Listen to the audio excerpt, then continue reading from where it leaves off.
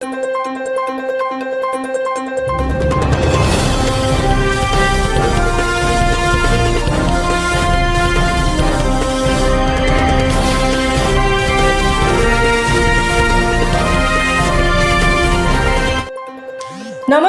स्वागत आहे तुमचे आमच्या चॅनेलमध्ये। आवाज महामुंबईचा, शोध बातमीचा, कौल मनाचा। चला तर मग आमचे चॅनेल शेअर करा, लाईक करा आणि सबस्क्राईब करा। धन्यवाद। अलिबाग पोलिसांची बेकायदा गुटखा विक्रीवर धडक कारवाई। 4 लाखांचा मुद्देमाल जप्त, 2 आरोपी गजाआड। राज्यात गुटखा विक्रीवर बंदी असतानाही अलिबाग परिसरात सर्रासपणे सुरू असलेल्या बेकायदा गुटखा विक्रीवर अलिबाग पोलिसांनी मोठी कारवाई केली आहे। 2 वेगवेगळ्या ठिकाणी केलेल्या कारवाईत पोलिसांनी एकूण 4,16,000 रुपयांचा मुद्देमाल जप्त करत 2 आरोपींना अटक केली आहे।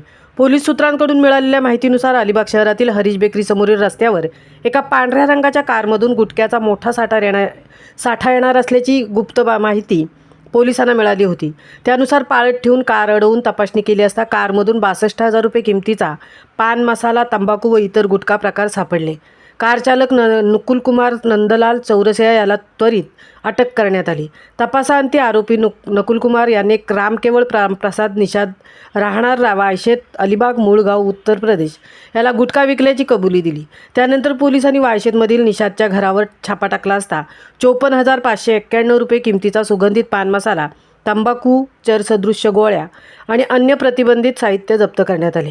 या कारवाईमुळे अलिबागमधील किरकोळ गुटखा विक्रेत्यांमध्ये खळबळ उडाली आहे। महाराष्ट्र शासनाने गुटखा आणि तंबाखूजन्य पदार्थावर बंदी घातलेली असूनही काही जण मानवाच्या जीविताला धोका निर्माण करणारे पदार्थ विक्रीस ठेवत असल्याचे या प्रकरणातून उघड झाले आहे। या आरोपींविरुद्ध अलिबाग पोलीस ठाण्यात भारतीय दंडविधान आणि अन्न सुरक्षा कायद्यान्वये गुन्हा दाखल करण्यात आला असून अधिक तपास सुरू आहे। पोलीस निरीक्षकांच्या मार्गदर्शनाखाली ही मोहीम राबवण्यात आली आहे।